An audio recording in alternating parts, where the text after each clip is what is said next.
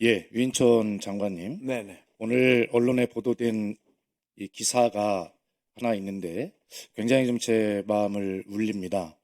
이 기사의 인터뷰의 내용을 읽어드릴 테니까 장관께서 정말 깊이 생각해 보시고 지금 최근에 있었던 일련의 비상계엄과 탄핵에 관한 그런 입장에 대해서 판단을 유보하겠다라고 하는 그러한 국무위원으로서의 무책임한 발언보다는 가슴으로 한번 들어보시기 바랍니다. 레비츠키 하버드대 교수가 오늘 인터뷰에서 이런 이야기를 했습니다. 지금 한국이 누리는 민주주의는 결코 당연한 게 아니다. 40년 노력해서 쌓아올린 민주주의를 한순간에 잃을 수 있다는 것을 이번 일을 통해서 깨달아야 한다. 한국은 민주주의가 무너진 가장 부유한 나라가 될 뻔했다.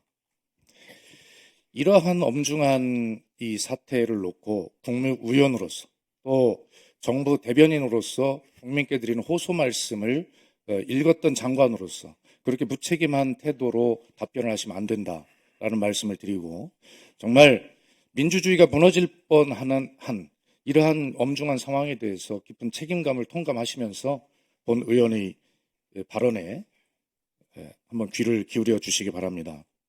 제가 지난번에 장관께서 출석하지 않으셨던 그 회의에 장관께서 읽으셨던 국민에게 드린 말씀, 그 말씀이 어디가 잘못됐는지를 조목조목 속기록에 남겼습니다.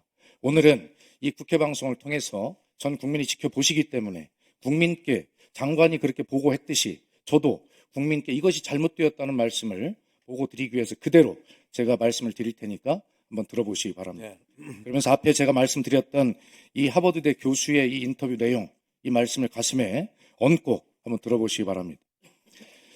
장관은 호소문에서 처음에 이렇게 말했습니다. 정부는 국민 여러분이 겪고 계신 고통과 혼란에 대해 말할 수 없이 괴롭고 송구하게 생각하고 있습니다. 사과의 내용이 잘못됐습니다. 국민이 겪고 계신 혼란과 고통에 대해서 사과할 것이 아니라 이런 고통과 혼란을 초래한, 그리고 행정부의 수반인 윤석열이 대한민국 군대를 동원해서 이 국회의 권능을 정지하고 나라를 장악하려고 했던 그 불법하고 우현적인 그 행동에 대해서 장관은 국민께 사죄했어야 됐습니다. 이 부분에 대해서 다시 한번 분명하게 생각을 해보기 바랍니다. 두 번째, 장관은 호소문에서 정부가 어떤 순간에도 반드시 헌법과 법률에 따라 정상적으로 작동해야 합니다 라고 말씀하셨습니다. 국회 때문에, 야당 때문에 헌법과 법률에 따라 정상적으로 작동하지 않는 대한민국이 되었습니까? 그렇지 않지 않습니까? 군대를 동원해서 국회의 권능과 권한과 기능을 정지시키려고 해서 이 헌정을 중단시키려고 한 이 국헌문란, 이것이 국회가 일으킨 것입니까? 이 말씀은 지금 장관께서는 국회를 향해서, 야당을 향해서 하신 말씀처럼 들립니다. 누가 읽어도 그렇게 들립니다. 바로잡아야 된다고 생각합니다. 비상계엄 선포를 막지 못했다는 이유만으로 박성재 법무부 장관과 조지호 경찰청장에 대한 탄핵소추안을 보고하였다. 이것 역시 국회를 원망하는, 그리고 국회가 잘못했다는 그런 말씀을 하고 계신 거예요. 박성재 법무부 장관이 어떤 자입니까? 비상계엄 선포 후에 바로 안가 모임에 참석해서 내란의 공모 혐의를 받고 있는 그런 자입니다. 선포를 막지 못했다는 이유만으로 탄핵 소추를 한 것이 아닙니다. 조지호 경찰청장, 그리고 서울지방경찰청장 긴급 체포돼서 구속되었죠. 이 사람들이 비상계엄을 막지 못한 혐의로 탄핵 소추한 것입니까? 지금 현재 밝혀지고 있는 내용만으로 어떤 것입니까? 조지호 경찰청장은 서울지방경찰청장과 함께 비상계엄 선포 3시간 전에 대통령과 함께 안가에 있었습니다. 그리고 이 비상계엄을 할 것이라는 사실을 통보가 닿고 경찰 병력을 동원해서, 그 경찰 병력 동원이 지금 4,200명이나 동원된 것으로 알려져 있습니다. 윤석열은 소수의 병력을 국회에 보냈다고 하지만 경찰 병력만 4,200명이고 현재 밝혀진 군대, 특수부대만 해도 1,600명이 넘는 것으로 밝혀지고 있어요. 이 조지호 경찰청장은 탄핵을 막지 못했다는 이유로 탄핵 수출을 한 것이 아니라 바로 이렇게 대통령 윤석열과 함께 비상계엄을 공모한, 내란을 공모한 혐의로 탄핵 소추를 당한 것입니다. 최재 감사원장을 포함하여 20명 가까운 고위 공직자가 연속적으로 탄핵 수출되면서 정부가 정상적인 국정 운영을 하는 것이 어려워졌다. 이것 역시 민주당이, 야당이 아무 잘못이 없는 국무위원들을 탄핵 소추해서 이 국정이 어려워졌다라고 야당을 지금 비난하는 이런 취지로 읽히는 글입니다. 최재 감사원장이 어떤 자입니까? 그 인사청문회에서 감사원이 대통령의 업무를 보좌하는 기능을 한다라고 한 이런 허무맹랑한 소리를 한 자입니다. 전 정부의 통계 조작에 대해서 어떻게 했습니까? 이것이 무죄가 됐지만 이것이 수사 결과가 나오기도 전에 이것은 국기문란이다라고 규정을 함으로써 감사원이 정치적 독립과 중립을 처음부터 심각하게 훼손한 자입니다. 이런 자를 그 직에 그냥 놔둬야 됩니까? 그리고 최재 감사원장은 그렇게 많은 국민적 의혹을 샀던 대통령실의 관저공사 21g이라고 하는 작은 회사에 이것을 왜 맡겼고 그 공사 수주의 배후에 김건희가 있는 것이 아니냐라고 하는 국민적 의혹이 핵심임에도 불구하고 김건희가 그 배후에 있었는가 아닌가 하는 것은 이 감사의 초점이 아니다라고 하는 그런 망발을 한 자입니다. 세상 역대 볼 수 없는 그런 최악의 감사원장이었어요. 대통령실 관저에 있는 초호화 스크린 골프장으로 의심받는 정진석 비서실장 이 자리에 나와서 창고라고 이야기했던 그 건물에 대해서는 아예 감사 대상에서 통째로 빼버렸습니다. 어떻게 이런 자가 정치적 독립과 중립을 지키는 감사원장이고 이런 자를 탄핵소추하지 않을 수 있겠습니까? 다음, 장관께서는 그 오수문에서 장관들이 모두 공석이 되면 국민들이 일상에 큰 위험이 될 수 있다 이렇게 말했습니다. 장관,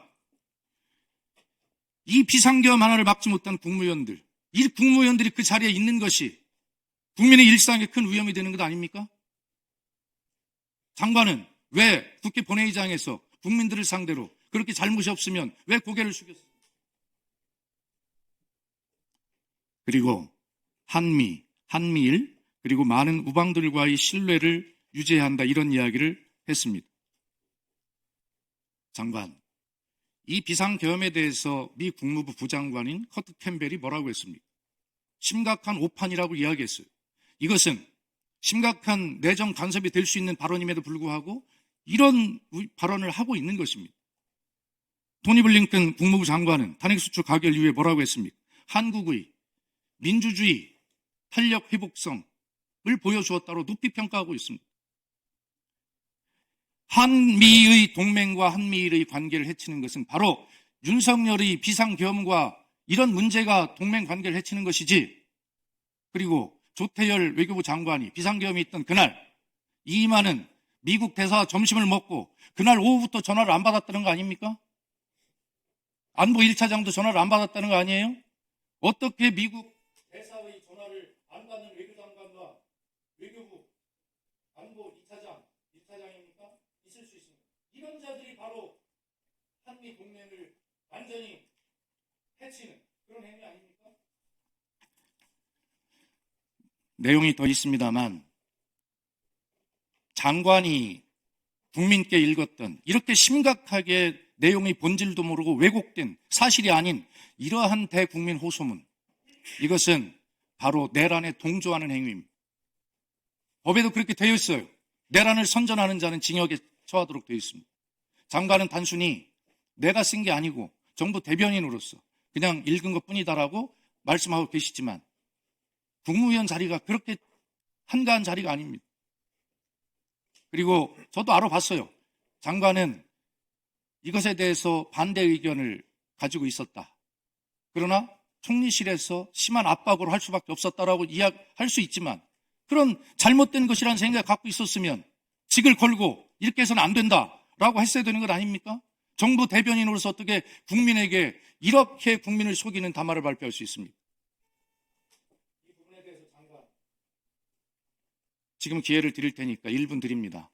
이 부분에 대해서 본 의원의 지적에 대해서 동의하는지 여부와, 그리고 동의한다면 국민께 이 내란에 정말 동의하는 국민들에게 이 내란의 목적과 내용을 잘못 이해하도록 만든 그 엄중한 잘못에 대해서 사죄하십시오. 말씀해 보세요. 의원님 말씀 잘 알겠고요.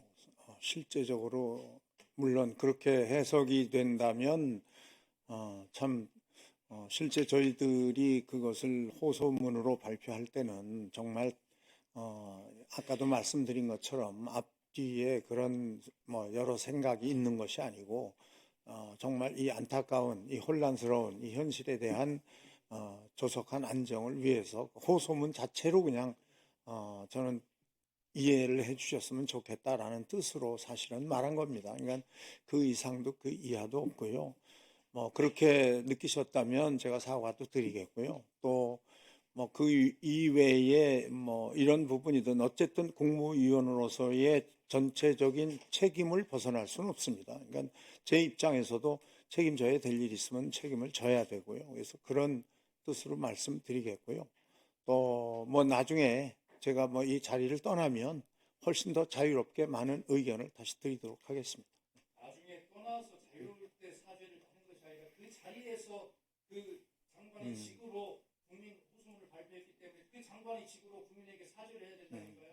그러니까 지금 이제 말씀은 드린 것처럼 아니, 저 개인이 그렇게 느끼셨다면 그걸 전제하지 마시고 무조건 국민에게 사죄해야 된다는 말씀을 드리는 것입니다. 다시 한번 말씀해 보세요. 국민께 사죄는 지금 뭐 여러 차례 드렸습니다. 사실은. 그래서 하여간 충분히 의원님 말씀을 제가 가슴에 잘 담고 있겠습니다.